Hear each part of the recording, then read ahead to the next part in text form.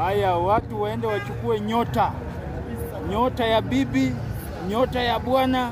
Watu waende wachukue nyota. Hata Kamau mwenyewe hako hapo wa Promise Bus amekubali, anaenda kuchukua nyota ya bibi.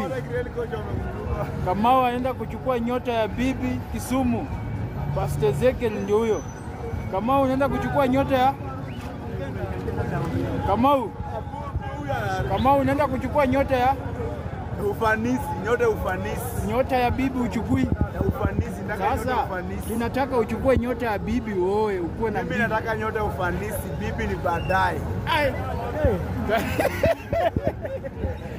Kamau, enda chukua nyota ya bibi. Nataka nyota ya ufanisi. Pastor Ezekiel yako Kisumu, uende uchukue nyota ya bibi. Chukua bibi, kama sina ufanisi bibi atatoroka. Nataka nyota ya ufanisi. Sasa utaki mwingine? Yes. Sasa unataka tu uishi ukiwa muuni. Hapana, niko na fei. Uko na fei? Fei ni bibi ya wenyewe, huyo si nyota yako. Nyota ya ufanisi ndio nyota nzuri. Ya ndoa itakuja baadaye. Sasa uende Kisumu uchukue nyota ya bibi kwa Kisumu tunaenda kutana na mzee baba wa Kiro. Huko Kisumu.